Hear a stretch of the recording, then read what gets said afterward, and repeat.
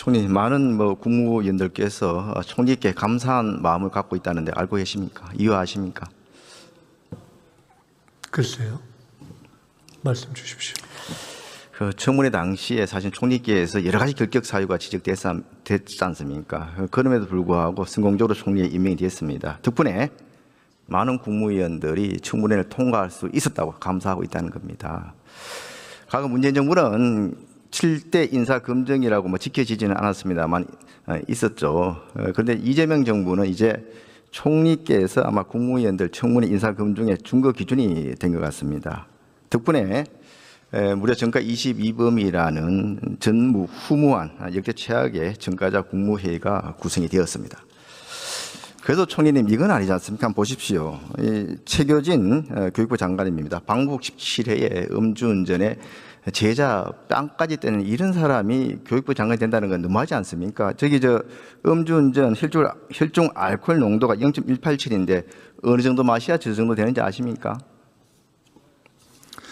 저 방북 17회로 되어 있는 중에 혹시 대한민국의 법을 어기고 그것이 문제가 된 케이스가 있습니까? 제가 좀 질문에 답변해 주시면 감사하겠습니다. 음주운전 저 정도 혈중 알코올 농도 되려면 술을 몇 병이나 마셔야 되는 겁니까? 아니, 제가 제 문제를 앞에 PPT 띄우실 때는 제가 여쭤보지 않지 않았습니까? 근데 제가 답변을 드리려면은 지금 띄우신 PPT의 내용 중에 실제로 의미 있게 답변할 내용이 무엇인가를 좀 저 나름대로도 걸러야 될 것 같아서 제 앞에 있었던 부분은 논란 하면서 별 내용이 없는 부분을 쭉 쓰신 다음에 그 다음에 또 쭉 하셨기 때문에 음주운전을 여쭤보셔서 제가 한번 말씀드린 겁니다. 왜냐하면 우리 의원님 질문에 대해서 제가 답을 그냥 의미 없는 문답으로 해야 될지 아니면 조금 더 정성스럽게 해야 될지 저도 판단을 해야 해서 그래서 여쭤본 것입니다. 지금 최교진 장관 제기하신 내용 중에 저기에만 보면 방북 17회 이렇게 되어 있어서 저것이 어떤 내용인지 제가 잘 몰라서 한번 여쭤본 것입니다.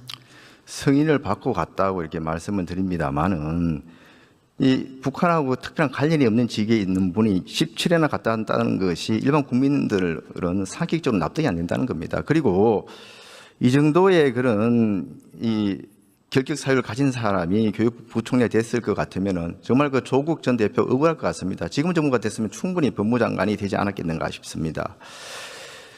더 문제가 되는 것은 없는 예를 들어 북한을 왔다 갔다 했다 하는 것을 가지고 그것을 그냥 방북 17회 이렇게 해서 문제가 있다라고 프레임을 갖고 말씀을 주시면 저것을 보는 국민들이 어떻게 생각을 하겠습니까? 그래서 조금 달리 질문을 외교안보에 맞게 질문해 주시면 지금 외교안보 질문을 하려고 하고 있습니다. 이어서 좀 들어보시기 바랍니다. 법적인 근거에 맞게 북한을 17번 어떤 내용인지도 모르겠는데 가령 금강산 관광 같은 것이 있을지 없을지도 모르겠는데 그것을 가지고 외교안보와 관련된 질문이다라고 이렇게 주시면 참 답변하기가 저도 어렵지 않겠습니까? 들어보십시오. 지금 이재명 정부 들어서 동맹이 약화되고 안보가 무너지고 있다고 우려하시는 분들이 많습니다. 이런 안보 리스크 중에 저는 가장 큰 리스크가 인사 리스크라고 생각을 합니다. 저번 청문회 때 북한이 지금 우리나라에 대고 핵탄두하고 미사일을 겨누고 있는데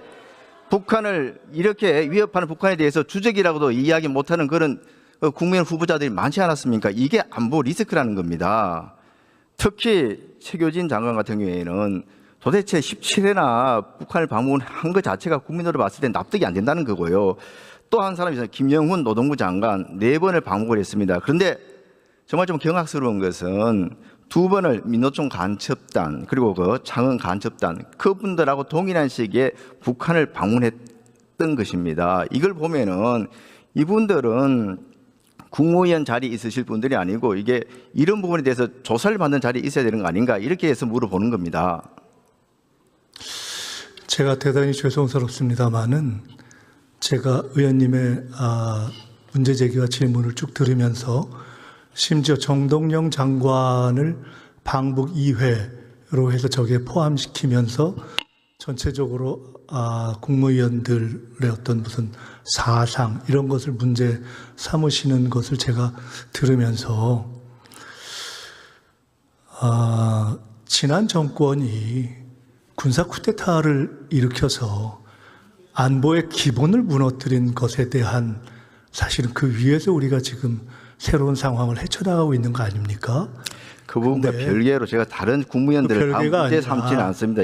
법적으로 문제가 안 되는 것을 최교진 장관 가지고 또 김영우 이렇게까지 장관에 질문을 대해서는 하시면 이 문제를 지혜에도 제기해야 기본이 되는 거 있는 거 아닙니까? 아니겠습니까? 지금 저것을 질이라고 보기는 어렵지 않습니까? 솔직히.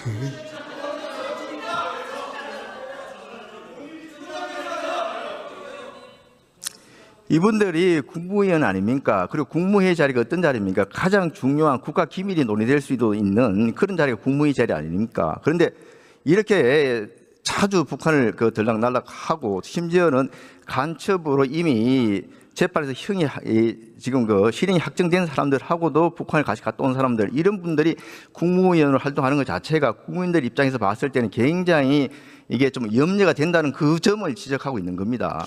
의원님 주신 지적은 그 자체로 사실은 비유를 한다면 어떠한 이유로건 합법적인 이유로 개성공단이건 또는 금강산 관광이건 또는 남북의 평화적 교류이건 합법적인 이유로 북한에 갔다 왔던 모든 국민들을 사실은 문제가 있을 수 있는 거 아니냐라고 묻는 것과 똑같고, 합법적인 이유로 갔다 오신 분들 하는 게 아닙니다. 이러저러한 이유로 정권에 반대한 모든 세력을 반국가 세력이라고 보아서 쿠데타를 일으켰던 그 논리하고 뭐가 다르겠습니까?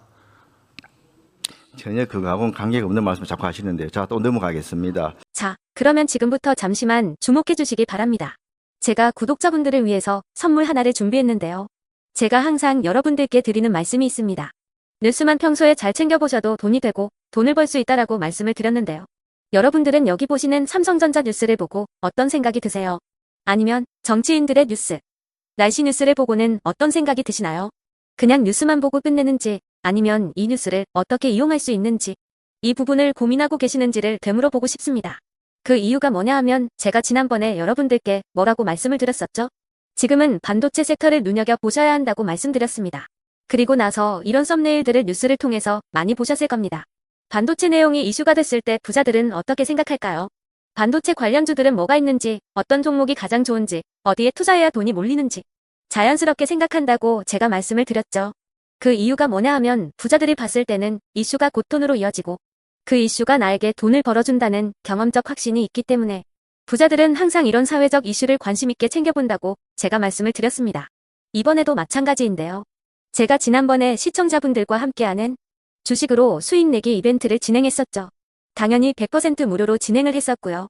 여기 보시면 아시겠지만 제가 지난번에도 구독이라고 보내주신 모든 시청자분들께 반도체 관련주 중에 가장 크게 급등할 딱 한 종목, 많은 종목도 아니라 한미반도체 한 종목을 여러분들께 추천드렸어요. 그러면서 여기 나와 있는 대로 정확히 얼마에 매수해야 하는지, 그리고 수익률이 어느 정도 나왔을 때 팔아야 하는지를 이런 부분들까지 여러분들에게 정확히 알려드렸었는데 지금 실제로 어떻게 되었다? 오른쪽을 보시면 아시겠지만 제가 지난번 문자 발송으로 이 한미반도체를 소개해드리고 나서 실제로 이렇게 5배 이상 어마무시한 상승이 나왔습니다. 100만 원만 투자를 했어도 무려 500만 원이 넘는 수익금이 생긴 거죠. 그래서 당시에도 굉장히 많은 분들이 제가 드린 이 한미반도체로 수익을 내실 수가 있으셨을 텐데요. 또 최근에도 두산에너빌리티라는 종목을 소개해드리고 2배가 넘는 상승이 나와주었습니다. 다시 한번 축하드린다고 말씀을 드리겠고 이번에도 마찬가지입니다. 앞으로도 2025년, 2026년 계속해서 기대해볼 섹터는 AI입니다. 그 중에서도 AI 반도체는 그 누구도 부정할 수 없는 미래성장 산업입니다.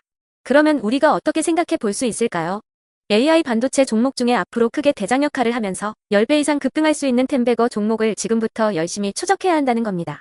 큰 돈을 투자하지 않더라도 월급의 일부분 아주 소액이라도 이 종목을 모아가야 수백 %의 수익률을 손에 쥘 수 있는 것이죠. 지금 여러분이 보고 계시는 이 유튜브 또한 AI 반도체와 아주 밀접한 연관이 있고 반도체야말로 대한민국의 핵심 산업으로 앞으로 더더욱 시장은 성장할 수밖에 없습니다. 또한 현재 이재명 정부는 코스피 5천을 공약으로 상법 개정까지 단행하면서 우리 주식시장을 살리려고 많은 노력을 다하고 있습니다. 5년 동안 정부는 우리나라의 주식시장을 살리기 위해 주도적으로 행동해 나가면서 이재명 대통령 본인 또한 코스피 지수에 본인 월급을 투자하겠다고 선언한 상황인데요. 그렇기 때문에 제가 이번에도 뭘 보내드리고 있냐면 지난번과 똑같이 구독이라는 문자를 보내주시면 제가 AI 반도체 관련주 중에 앞으로 대장주 역할을 하면서 주가가 가장 크게 급등할 한 종목을 여러분들께 문자 발송으로 종목명과 사고 파는 시점을 모두 알려드릴 건데요. 그 문자를 받고 여러분들이 주식으로 돈 버는 연습을 한번 해보셨으면 좋겠고요. 혹시라도 나는 주식을 하지 않는다 하시는 분들은 주변에 주식하시는 지인분들에게 말씀을 해주셔도 되고요. 아니면 연세가 있으셔서 투자가 어렵다 하시는 분들은 이 종목을 자녀분들에게 한번 사봐라. 이걸로 한번 수익을 내봐라. 이렇게 조언을 해주실 수도 있는 거겠죠. 그래서 지금 이 영상을 보시는 시청자분들 중에 나도 이번 종목이 좀 궁금하다 하시는 분들은요. 누구나 상관없이 그리고 어느 시간대나 상관없이 부담 없이 010-2250-0333번으로 구독이라는 문자 보내주시면 제가 이번에도 똑같이 무료 추천 급등주 문자를 보내드리겠습니다. 이해되시겠죠? 제 번호 010-2250-0333번으로 구독이라는 문자 보내주시면 여러분들이 직접 이슈를 통해서 돈 버는 연습을 해보실 수가 있는 거고 제가 돈을 받는 것도 아니고 투자를 대신해 드리는 것도 아니기 때문에 부담 없이 신청해 주시면 되는 겁니다. 그리고 수익이 나면 저는 다른 것은 하나도 바라지 않습니다. 제 채널에 구독, 좋아요 한 번씩만 눌러주시라. 이렇게 다시 한번 말씀을 드리겠습니다.